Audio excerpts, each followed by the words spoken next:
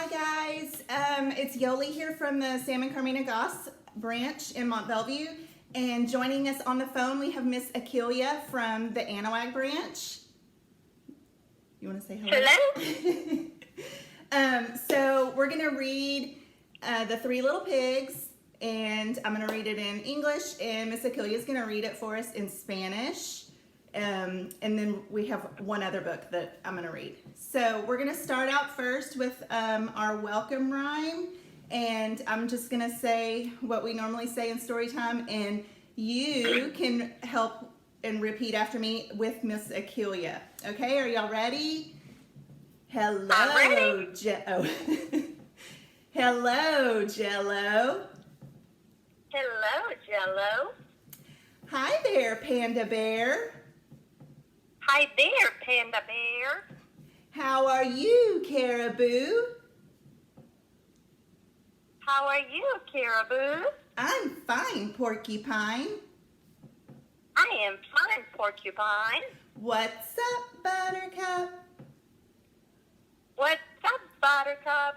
Not a lot, Tater Tot. Not a lot, Tater Tot. Now find a seat and settle in, because story time is about to begin. So the first book that we have is The Three Little Pigs. Los tres cerditos. Okay. Once upon a time, there was a mother pig who had 3 little pig children. One day she said to them, "It's time for you to go out into the world and make your fortune." The 3 little pigs packed up their bags and said goodbye to their mother. They left the house and each went along a different path.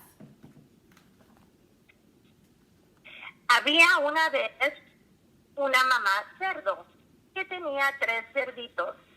Un día ella les dijo, llegó el momento de buscar su fortuna. Los 3 cerditos empacaron sus maletas y se despidieron de su mamá. Dejaron su casa y cada uno se fue por diferentes caminos.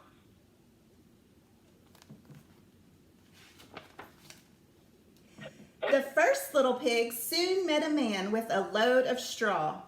"Please, mister, will you give me some of your straw to build a house?" El primer cerdito conoció a un hombre con un montón de paja y le dijo, por favor, señor, ¿me daría usted una poca de paja para construir una casita? The man did, and the little pig quickly built himself a straw house. It was not a very strong house, but the little pig was so happy that he began to dance and sing. El buen hombre le dio al cerdito una poca de paja. El cerdito pronto construyó su casa. No era una casa muy fuerte, pero el cerdito estaba muy contento bailando y cantando.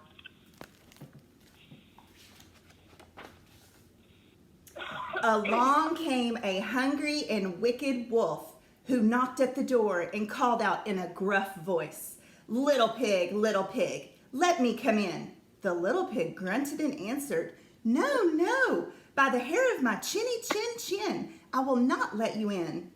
"You will be sorry," growled the wolf. "I will huff and I will puff and I will blow your house in." Apareció un lobo hambriento y malvado que llamó a la puerta con una voz muy ronca, preguntando, "Cerdito, cerdito, quiero entrar." El cerdito gruñó y respondió, "No, no, por el pelo de mi barbilla no te dejaré entrar." El lobo feroz contestó, "Soplaré y tu casa de paja derrumbaré." Y sopló la casa en cuestión de minutos y luego se comió al primer cerdito.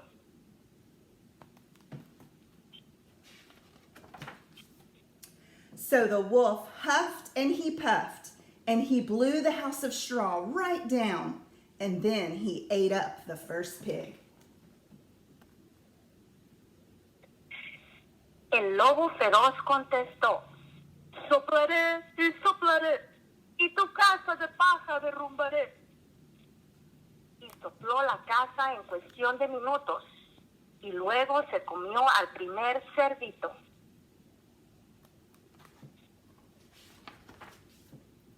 Now the second little pig walked along the path until he met a man with a load of twigs. Would you be so kind, sir, as to give me some twigs so I can build a little house? El segundo cerdito caminaba por otro camino cuando se encontró a un hombre con una carga de ramitas. ¿Sería usted tan amable de regalarme unas ramitas para construir una casita? The man did, and the little pig quickly built himself a house of twigs. It was not a very strong house, but the little pig was so happy that he began to dance and play his flute. El hombre lo hizo, y el cerdito rápidamente se construyó una casa de ramitas. No era una casa muy fuerte, pero el cerdito estaba feliz que comenzó a bailar y tocar su flauta.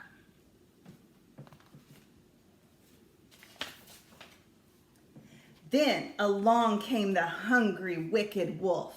He knocked at the door and called out in a gruff voice, little pig, let me come in." The little pig grunted and answered, No, by the hair of my chinny chin chin, I will not let you in." "You will be sorry," growled the wolf. "I will huff and I will puff, and I will blow your house in."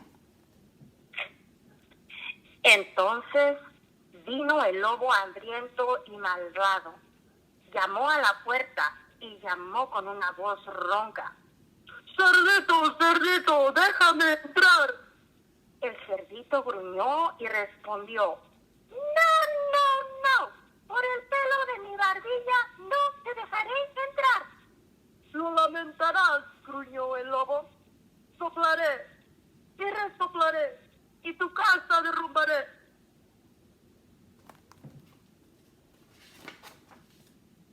So the wolf huffed and he puffed and he huffed and puffed some more, and at last he blew the house of twigs right down. Then he ate up the second little pig. Entonces el lobo sopló y resopló un poco más. Por fin derribó la casa de ramitas. Luego se comió el segundo cerdito.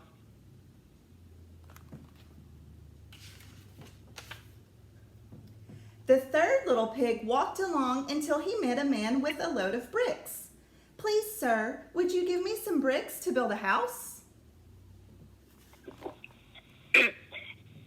El tercer cerdito caminó hasta que se encontró con un hombre que traía una carga de ladrillos. "Por favor, señor, ¿me daría usted algunos ladrillos para construir una casita?" The man did, and the little pig built himself a brick house. It took him a long time, but it was a lot stronger than a straw house or a house of twigs. The little pig was very happy. He sat down and played the piano and sang.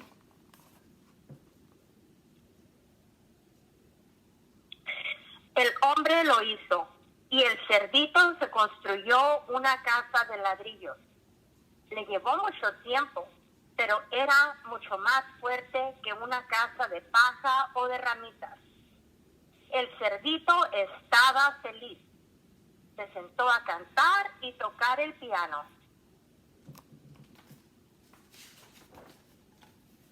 Along came the hungry and wicked wolf. He knocked at the door and called out in a gruff voice, little pig, let me come in." Luego vino el lobo hambriento y malvado.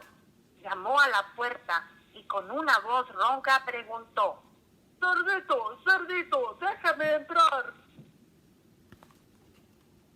The little pig grunted and answered, No, by the hair of my chinny chin chin. I will not let you in. You will be sorry, growled the wolf. I will huff and I will puff, and I will blow your house in. El cerdito gruñó y respondió, no, por el pelo de mi barbilla no te dejaré entrar. Lo lamentarás, gruñó el lobo. Soplaré, resoplaré y tu casa derrumbaré.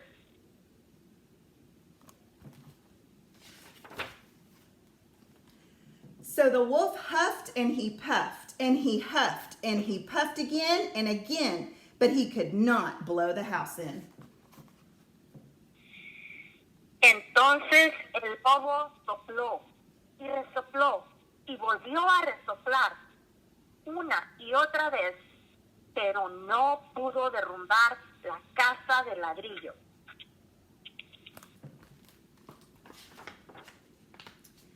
The wolf got mad. Little pig, I will catch you anyhow. I'm going to climb up on the roof and come down the chimney and eat you up. Come down, said the little pig. Hurry up.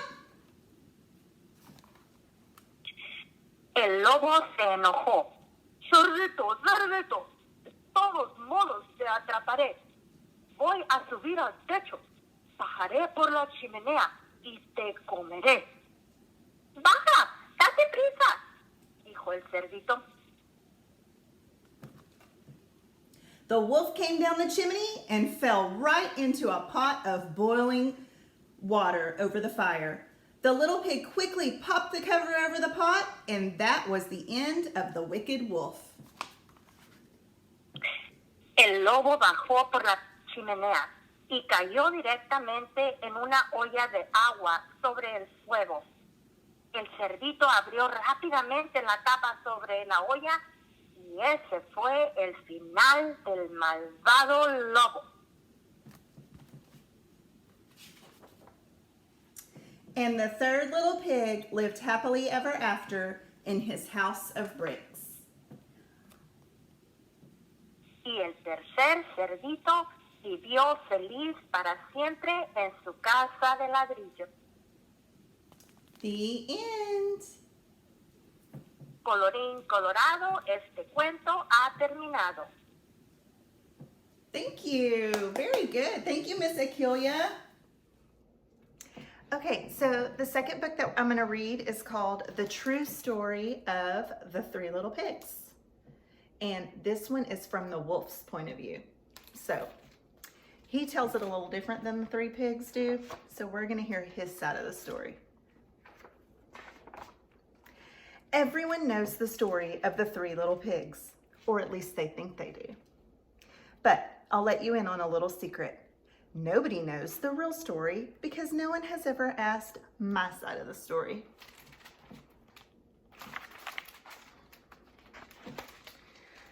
I'm the wolf, Alexander T. Wolf, but you can call me Al.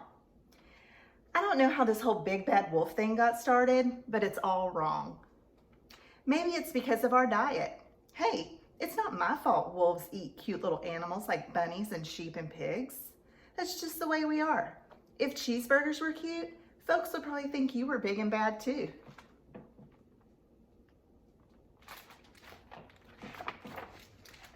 But like I was saying, the whole big bad wolf thing is all wrong. The real story is about a sneeze and a cup of sugar. This is the real story.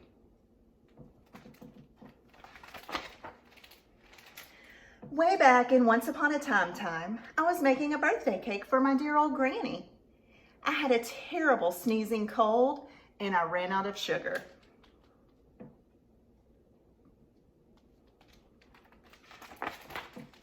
So I walked down the street to ask my neighbor for a cup of sugar. Now this neighbor was a pig and he wasn't too bright either. He had built his whole house out of straw. Can you believe it? I mean, who in his right mind would build a house out of straw?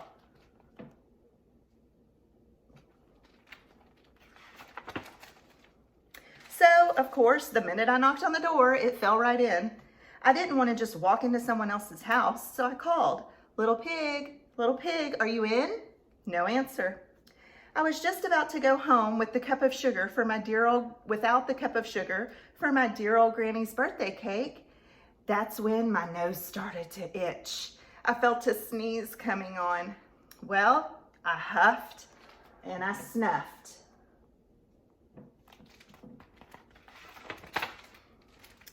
And I sneezed, a great sneeze.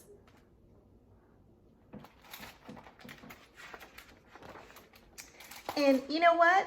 That whole straw house fell down, and right in the middle of the pile of straw was the first little pig, dead as a doornail. He had been home the whole time. It seemed like a shame to leave a perfectly good ham dinner lying there in the straw, so I ate it up. Think of it as a big cheeseburger just lying there.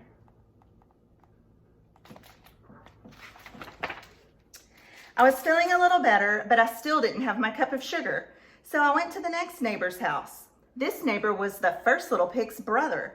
He was a little smarter, but not much. He had built his house out of sticks. I rang the bell on the stick house. Nobody answered. I called, Mr. Pig, are you in? He yelled back, go away, Wolf. You can't come in. I'm shaving the hairs on my chinny chin chin.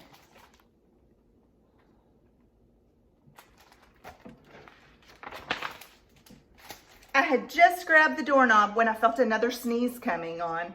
I huffed and I snuffed and I tried to cover my mouth, but I sneezed a great sneeze. And you're not going to believe it, but this guy's house fell down just like his brother's. When the dust cleared, there was the second little pig, dead as a doornail. Wolf's honor.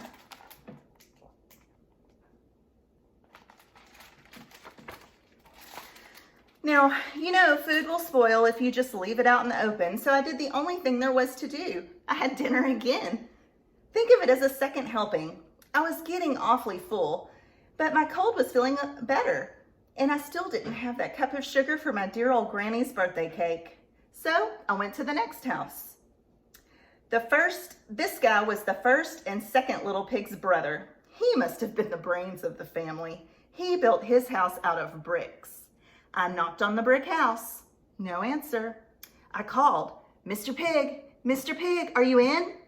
And do you know what that rude little porker answered? Get out of here, Wolf. Don't bother me again.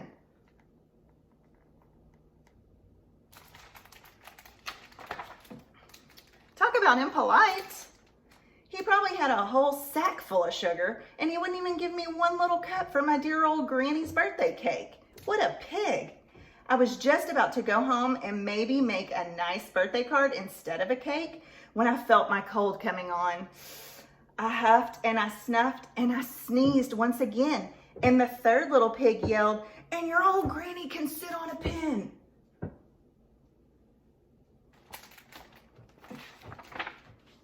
Now, I'm usually a pretty calm fellow, but when somebody talks about my granny like that, I go a little crazy. When the cops drove up, of course, I was trying to break down the pig's door, and the whole time I was huffing and puffing and sneezing and making a real scene.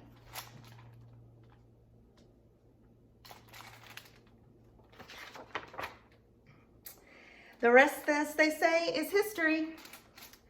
The news reporters found out about the two pigs I had for dinner. They figured a sick guy going to borrow a cup of sugar didn't sound very exciting. So they jazzed up the story with all of that huff and puff, blow your house down, and they made me Big Bad Wolf. That's it. That's the real story. I was framed.